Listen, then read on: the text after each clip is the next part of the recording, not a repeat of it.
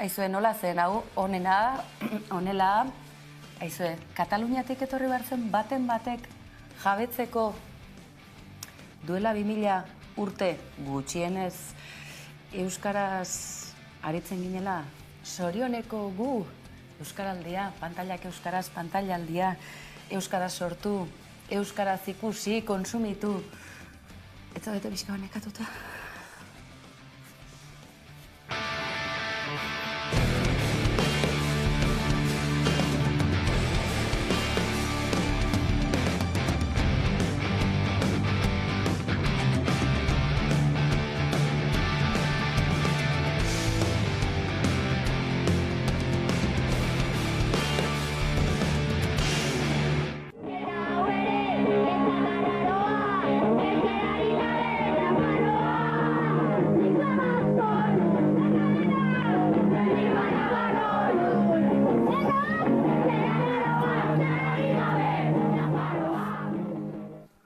Eta ez, ala badirudien arren hau etzen duela 2000 urteko Nafarroa oinez, digitalizazioarekin bidaian ari bagara ere. Aizue, zenolako sorkuntza, zenolako olatua, zeresana, askorako emango du honek oraindik ere, sorioneko gu historiak esaldio, zaplastekorik eman, orain arte, euskarari gorroto ezin ikusi, euskarafobiaren zaletu guzti horiek zenei batzartuta izango ote da.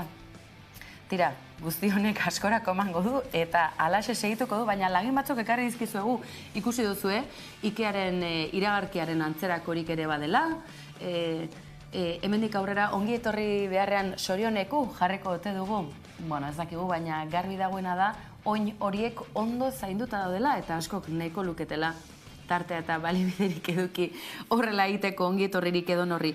Aizue, gauza makarra horik ere bada, Hortuzarri eskainitako hau, eta aitzulotik ateratzeko gonbitea luzatuz, bazen beste bat bietan jarrai zena, baina hori beste baterako utzi dizuegu, izan ere Arantzadiko ikerlarien uniforme edo euren, irudikatzeko zera jertxe beltz horrek ere zer esan handia manduelako. Aizue, Pagadirena, badakizue Pagadin horren, ezta? Menua, urrutitik begirari banaiz ere, ikusten duzu eguneko menu eguneko, eta, hoxe, mista kroketak, eta bukaeran postretarako oso makrobiotikoa den kontesa klasiko, oraindik ere ez dakit zergatik milaka urtez menu horien bukaeran mantendu dena. Segidezagun, Ondarroako euskalkia omen Irulegin aurkitutako hori, eta luz elektriko paloposti umore ukitu hau honezkero zaharkituta ez otezen geratuko, Ondarroarrek euskara batuaz ere omen dakitelako, aizue, erdaraz dator hau, goiniren babeskua ez da, bestak beste, babesak jartzen dituztelako euskal pilotariek, sasoian badiren arren, izugarrizko kolpeka da martzaiolako harri pusketa horri, eta hortxe esku hori ez da. Gehiagorik badaukagu segi, eta hemen besteak beste, aipatzen digutena zera da.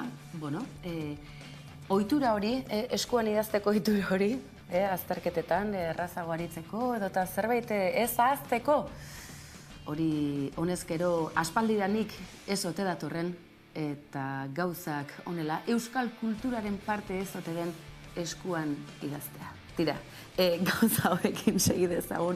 Zaldieroa berrian, bineta, hortxe duzue, seriosago heldu dio gaiari, eta zaldieroak adierazten digu, ongi etorrirako, aizue, aukera itxusiar ez da, beraz, aizue, eguzkiloreari arnaz pixka bat eman, eta kaso, kombinaketa bat, edo, hemen ideiak, baten batek honezkero eguberriei begira zer oparitu ez bazen ekiten, bueno, tira, jarrituko dugu zaldieroarekin zen hori Unai Turriagak garan, zer ekarri dugu. Bestelako umorea, eta aurrak aitari zera adierazten dio, eskuizkribu aitzinako, Burniaro amaierako eskuizkribu horiek, akaso aita ostogunetako lagun arteko ibilbide horren ondotik etortzen den hau izkera antzerakoa duenak baduela, badakarrela horrek. Aizue, Unai Turriaga, Jon Maia oso poeta jarri zaigu, beste gizonezko bat, sare sozialetan honi buruz bere sormenari bide eman izan diona, eta hortxe duzu, euskara, eskua, sorioneku, bueno, sorioneku, san, hil san arte, bueno. To Antxon Telleria, ea hau betzeko gaitasuna daukasun. Eta, aizue, bai, baditugu, fikzioan, etorkizunari begira, hainbat filma ezagun, horietan ere, sorioneku dioen esku hori ageri da. Goraka begira, gogora ekarriko dugu, goraka begira saiatu zirela ulertzen ze jartzen duen bertan, baina Kataluniako filologia katedradunak esan ziela euskaldunei, aizue, ez beheraka jarri eta hortxe duzue irakurtzeko modua, edo behintzat ulertzeko modua. Eta kontu gehiago aizue, euskara fogoei zaplastekoak, hortxe. Hori ere ez da falta izan. Aipatu dizugulako sare sozialetan honezkero lehen erreakzioak irakurri ditugulako. Bai, baina kontuz, kasi baten batek tentazioa eduki ote du, Iruña Beleiaren bigarren kapitulo bat Irulegin zabaltzeko. Bueno, euskara fobo hauei erantzuteko asmotan, guazen sare sozialen luze zabal horretara, guazen diaspora aldera. Diasporako euskaldunek ere Espainiarri imperioan diren zenbait zuri, batez ere Madrilgo gotorleku horretan den agintari bati, azalpen batzuk eman izan dizkiolako, naiz eta zentzunera egiteko aukera gehiegi izan. En la península, que tiene más de 2000 años de antigüedad, y se ha descubierto ahora una placa, creo, donde se veía la lengua euskera, y en concreto, y fíjense ustedes cómo son los vascos y vascas. En concreto había una palabra que deseaba buena suerte. Esa gente siempre desea buena suerte. De una manera o de otra te van a desear buena suerte.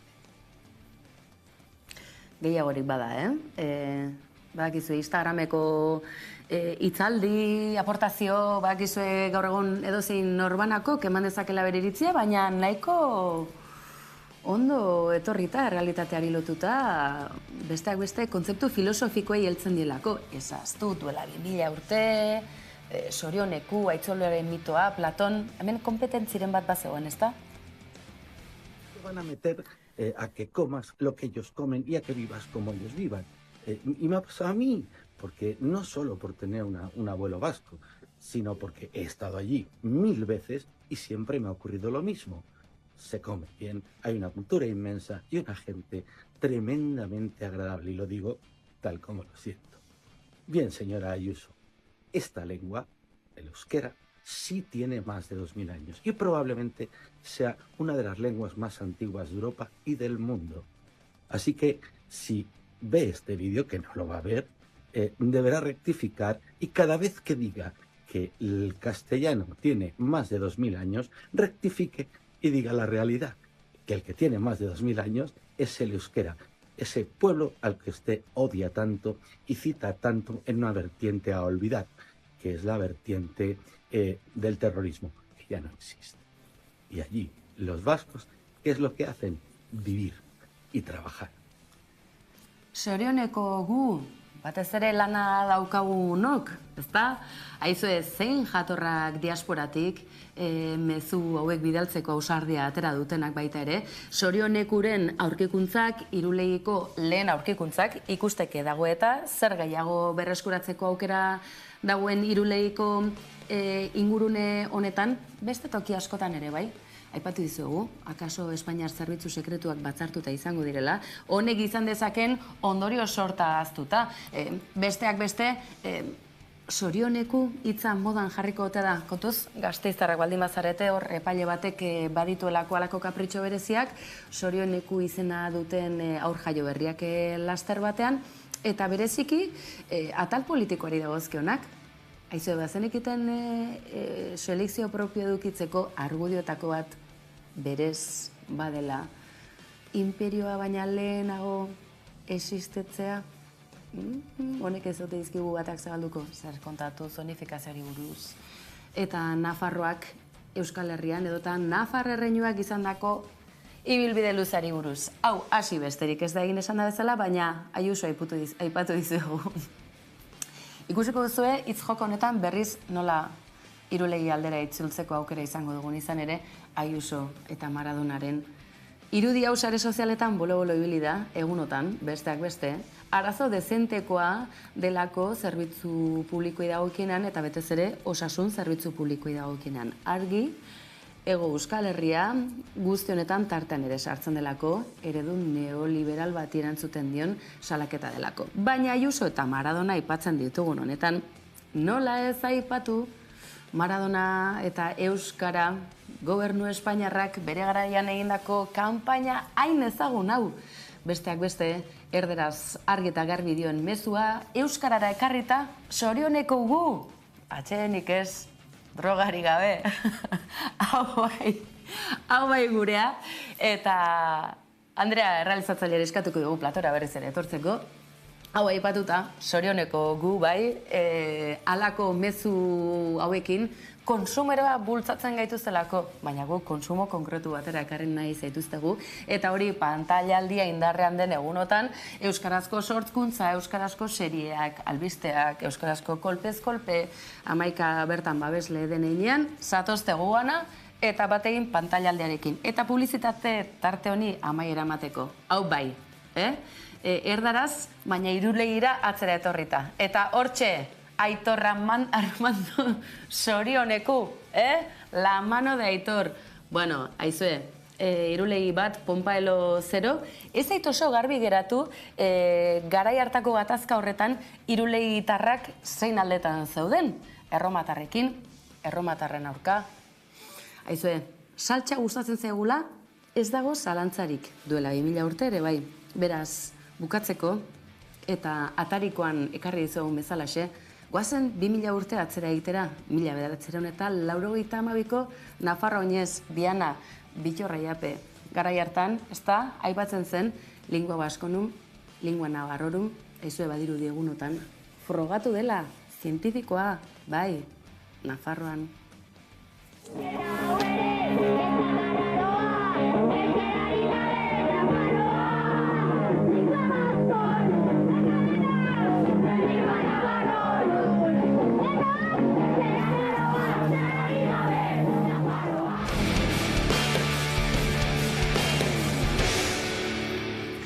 Sorioneko gu bai ez gara nekatuko kokoteraino gongo zarete sorioneku hitza entzuteagatik, baina bagu ez, eta sorioneku zergatik. Besteak beste bertsolari txapelketa nagusia indarrean delako eta abenduaren 18an finala Iruñean, Hiriburu Zaharrean sorionekutik oso gertu ospatuko den toki horretan bertan izango gara, baina lehenago zortzeko txikia, bai, 3. zuekin. Larai, larai, larai. Nerea Arriola!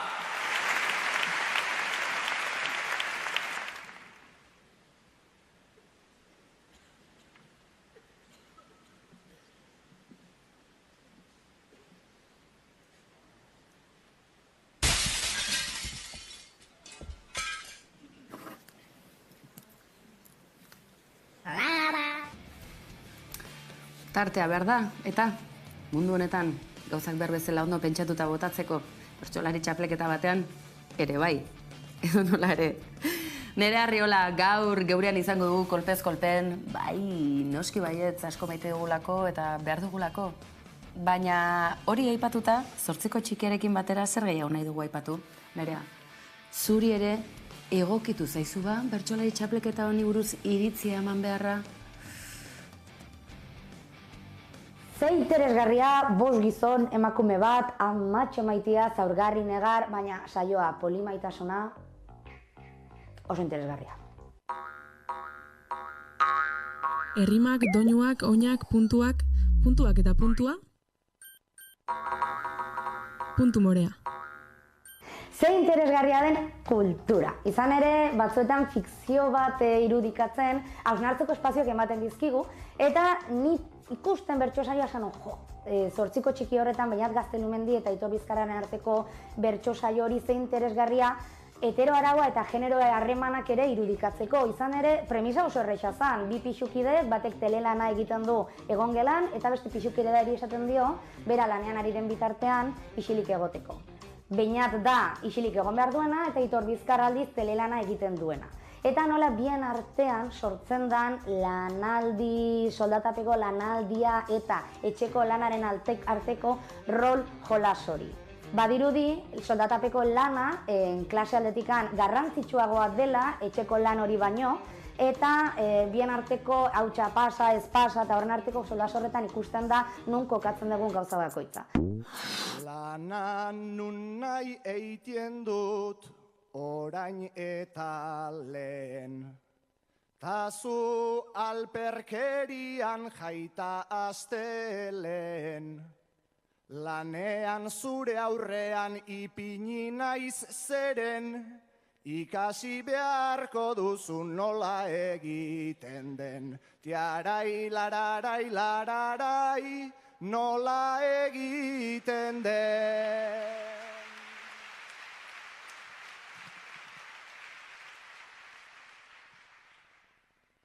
Aienuen espero zure erantzunik, langile honek ez duta etorkizunik, ez baitut uste hautsik pasatzen duzunik, zuk egin gabekoak egiten ditut nik. Larai, lararai, lararai, egiten ditut nik. Heteroaraua ez da bakarrik, gizon, emakume, heterosexual, normatiboen arteko harremanatan suertatzen, baizik eta genero berdineko pertsonen artean ere. Sikiera ez harreman sexoafektiboetan, bi pixukiden arteko harremanetan baizik. Orduan oso interesgarria, badirudi soldatapeko lana garrantzitsuagoa dela. Ez, izan ere historiak erakutsi digu, soldatapeko lan hori egin ahal izateko, etxeko lan hori ezinbestekoa izan dela. Gora gure amona, gora gure amak, gora soldatapeko lan hori egin ez zuten, pertsona horiek zenberaiek gabe ez ginake onera iritsiko. Gauzatxo bat bakarrik, odola ematen dezutena eta ez dute zertan bat bira deitu zen bertako profesionalak ohituak daude jendia mareatzea, eman odola, lasai. Julio, zer da mukuru? Eta guk ere lepo maite zaitugu nerea.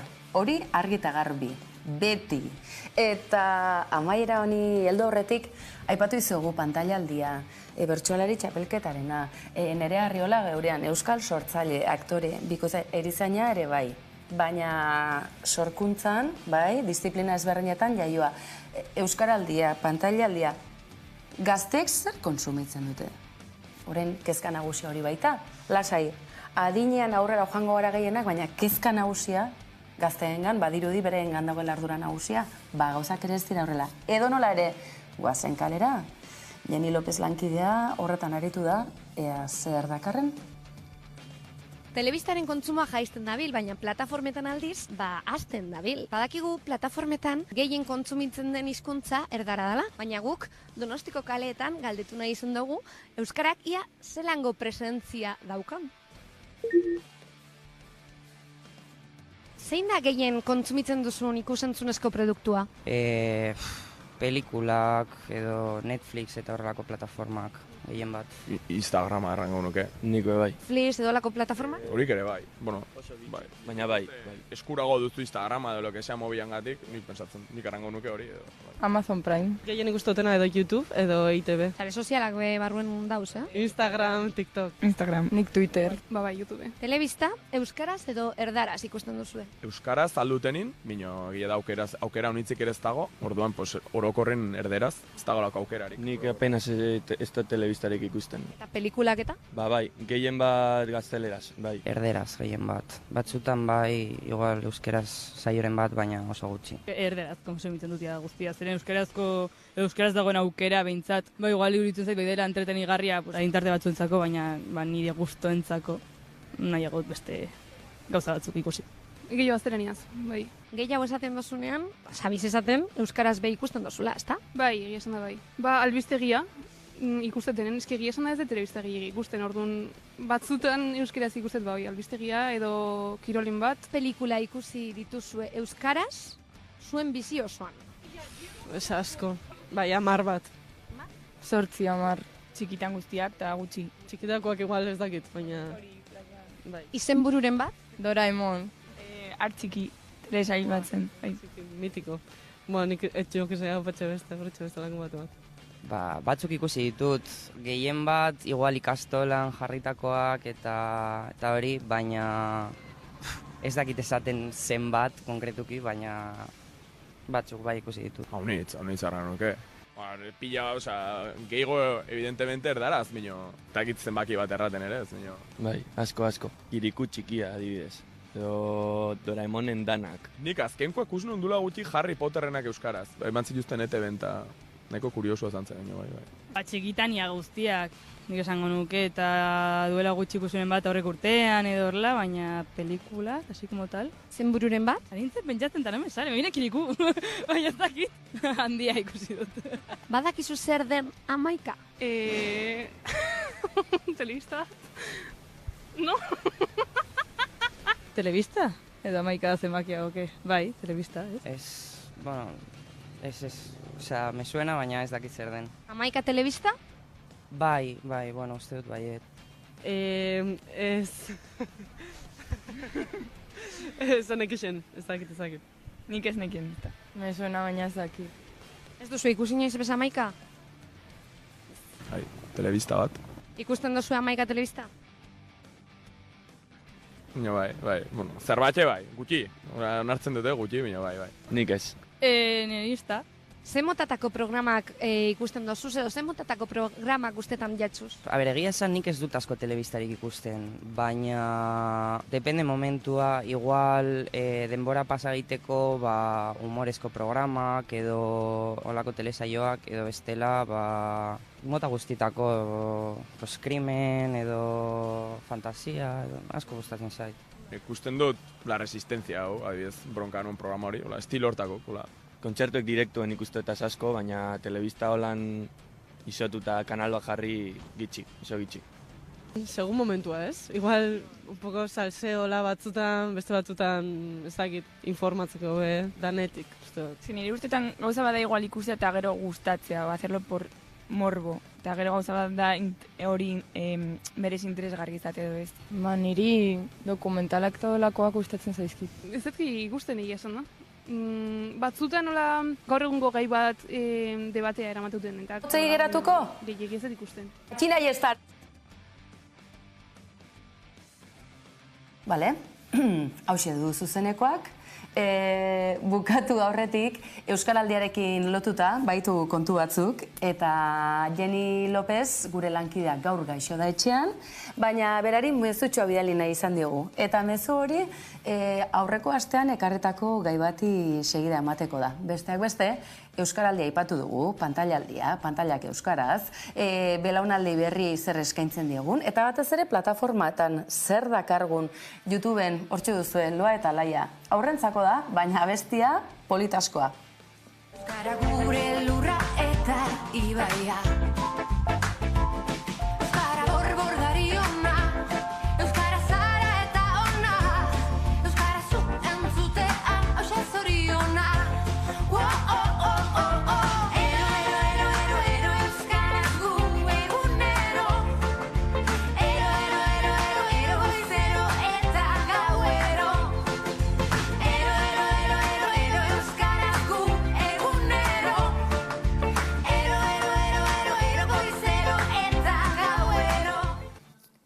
Tira, beraz, gaurko uneko eta azken unotako albiste nagusiari helduko diogu, eta azalpena zer da Irulegin aurkitu dutena. Eta ikusiko duzu sartu, barakatu sare sozialetan, bestak beste, ondo esango dut izena, Makina Iestaran, Irulegiko aztarnategiko zuzendaria izan ere, ikerketan aritu dira besteak beste, Leire Markorra arkitektua eta bertan aritu den aztarnategian aritu den arkeologoa, Eta Javier Belaza, Bartzelonako Unibertsitate Autonomoko Latin Filologiako katedraduna, bai? Eskuarena gora eta bera, edo nola ere gehiago emango dizuegu honen berri, gaur baina, Matxin Aiestaran zuzendariaren hitzak ekarriko ditugu. Sartu Wikipedian norrote den, zertan aritu diren, honek lan dezentekoa baitu aurretik. Iriki dugun eremu honetan, batez ere, azken Burdinaroko aztarnak industen ari gara, aztarnak ikertzen ari gara, eta ikusten duguna da, horko arkeologo talde hori, industen ari dela bi etxe bizitza eta haren ondoan dagoen kale zati bat. Etxe bizitza hauek bazuten harrizko oinarri bat, eta gainean adobezko pareta zituzten, gero egurrezko eta lastozko teilatuak zituzten etxe bizitzak ziren, eta une honetan horietako bi industen ari dira. Erromatarrak Iruñerrira, Ebro bailarara zerbait lehenago, baina Iruñerrira iristen dira Kristo aurreko 82 eta 72 urte bitarte hortan, hamarkada horretan iristen dira. Eta iristen dira oso kontestu berezian erromatarrak beraiek daudelako gerra zibil batean, bai? Eta bertako indigenak edo bertako populazioak, gure kasuan baskoiez ari gara, bertako hauek aukeratu behar izan duzuten bando bat edo beste, eta amaiera gatazkatsu bat eduki zuen herrixka honek. Pixka bat halako batean eta batean ihes egitea tokatu zaion jende honek, herrixkan bertan, etxetan bertan utzi ditu beraien eguneroko bizitzako material guztiak, ez? Eta horrela ikertzen alditugu, material haunitz, adibidez zeramikak, edo beraiek jaten zituzten animalien, abereen ezurrak, ikusten ditugu eraikuntza materialak, eta eguneroko bizitzako bertzeain bertze material oso zailak direnak, horrelako amaiera bat ez dagoen herrixkatan ikertzen. Gonbitea luzatuko dizuegu hor duzue, berriaren webgunean, luze eta zabal, eta gaur gauean kolpez kolpen, helduko digu gaiari, eta Matxin Aiestaranen hitzak bezalaxe, Leire Malkorrarenak ere eskuratuko ditugu, eta baita bertan parte hartu duten katedradunena, bai Euskal Herrikoak, baita Katalunia aldekoak ere. Esandakoa, berriaren ekoizpena, webgunean duzu ikusgai, eta aurreratu dizugun bezalaxe, gaur bukatzeko, agur esateko musika pixka bat, Jenny López lankidari eskainia, laster gure hartan izan da egin berriz ere, Loa eta Laia, Euskaraldiarekin bat egin da, euskaraz, egunez, gauez, ametxetan, gabon, aio, eskerrik asko. Euskara gure lurra eta ibaia.